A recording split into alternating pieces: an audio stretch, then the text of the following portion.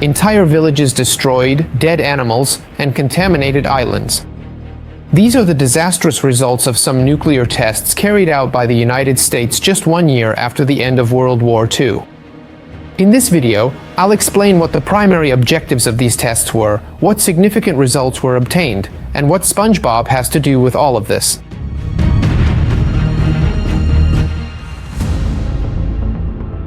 World War II. During the conflict, as we all know, 2 nuclear bombs were dropped by the United States, Little Boy on Hiroshima and Fat Man on Nagasaki. The results were devastating, but even so, the United States still wasn't satisfied. Despite the destruction, they wanted to learn more about the effects of these weapons. Their primary objective was to determine what significant effects a nuclear bomb would have on actual military ships and, in particular, whether a weapon of this magnitude would be able to completely take out an entire fleet in a single, decisive strike or not. Thus began Operation Crossroads, a crucial series of tests which would take place during the summer of 1946. As the location for this test, they chose Bikini Atoll in the Marshall Islands, right in the middle of the Pacific Ocean. It was an ideal area for the military, since there was plenty of space to accommodate both military and civilian personnel. Of course, this location also came with various problems. Being in the middle of the Pacific, it was a massive logistical undertaking, bringing ships, personnel, and journalists there. Keep in mind that it was necessary to bring as many as 242 ships to Bikini, and in total, 42,000 people were involved. But that's not all, there was another problem. In fact, people actually lived on those islands. We're talking about 162 people who were forcibly evacuated and relocated. On the Rongerik Atoll, which is located about 250 kilometers away, where temporary housing was specifically built for them. What no one truly knew yet, but everyone absolutely should have expected, was that none of them would ever be able to return to their beloved Bikini Atoll. The military had 3 nuclear tests planned. Each of these involved detonating a 23 kiloton bomb, just a bit more powerful than the one dropped on Nagasaki. The first test, nicknamed Able, would replicate an airburst explosion, like the one in Japan. To assess the full effects of the bomb, a total of 67 ships would be strategically placed in the sea, both quite near the epicenter and in more distant areas. These various vessels included both ships and submarines, and in some specific cases, they were powerful cruisers taken from the Nazis and Japanese at the end of the war, like the famous Prinz Eugen or the Sakawa. On board each vessel, various sensors would be installed to assess damage and radiation, along with different types of mannequins designed to simulate the effects on the human body. But that's not all. Unfortunately, thousands of animals were also loaded on board, with the aim of understanding the effects of radiation on other forms of life as well. But we'll come back to this point later. The second test, nicknamed Baker, did not involve an explosion in the air, but rather underwater at just 27 meters deep.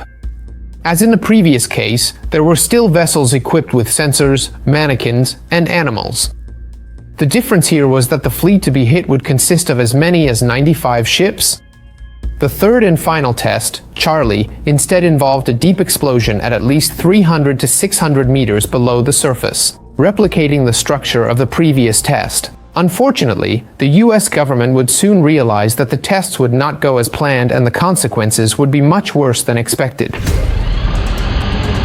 The day of the first test, Able, arrives. It's July 1st, 1946. The ships and submarines have been positioned as planned. On the coast, the press, journalists, and political figures from every corner of the world are ready to witness the test. After all, this was the first nuclear test in history to be publicly announced. At a certain point, at 9 a.m., a noise. The B-29 quickly approaches the designated point and drops the 23 kiloton bomb. At that moment, the explosion occurs at an altitude of 160 meters. The blast was incredibly powerful, but despite what we might think, the audience was not particularly impressed. Maybe because they were more than 20 kilometers away, or maybe because the event had been so hyped up that expectations were sky high, and so the press reaction was rather lukewarm. At the time, some journalists even downplayed what they had just witnessed, writing that the atomic bomb was, after all, just another weapon.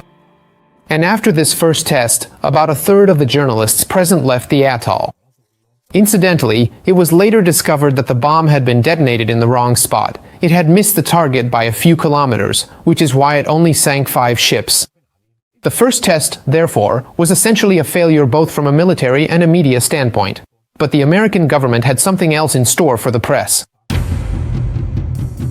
July 25, 1946, was chosen as the day for the second test, Baker.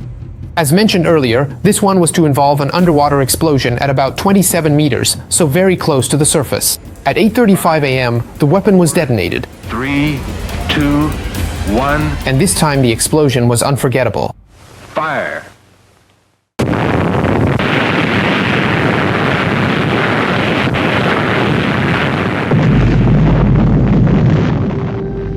It was so incredibly violent that it raised a truly massive column of water and smoke, towering over 2,500 meters high, followed by a powerful, circular wave nearly 30 meters tall. The entire spectacle was incredibly powerful and truly awe-inspiring, enough to instantly and completely change the press's opinion about the true destructive power of these new weapons.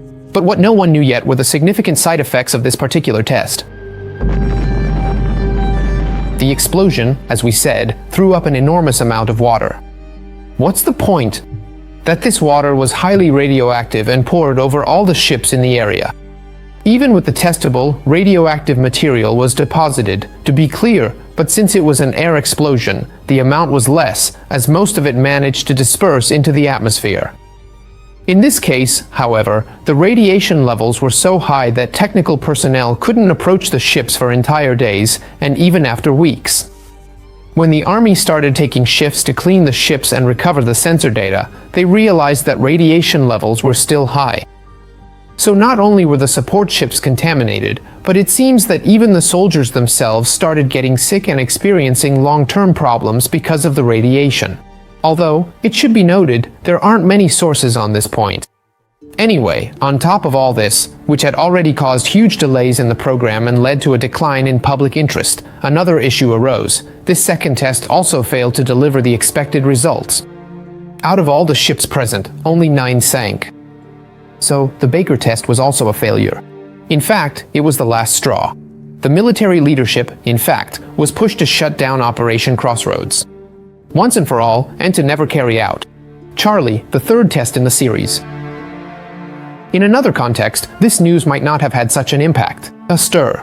But the decision to invite the press gave the event considerable media coverage, and even after it ended, it remained at the center of numerous controversies, both for its costs and for ethical reasons.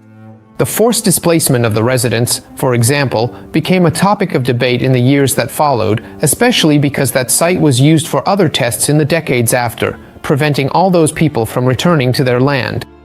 Another hot topic was that of the animals, because, as I was saying, on board there were animals such as dogs, sheep, cats, pigs, mice, and many others. In total, there were 3,352. 10% of them died immediately after the initial blast from the 2 tests. Another 25% died in the following weeks due to radiation poisoning or after being euthanized by the veterinary staff.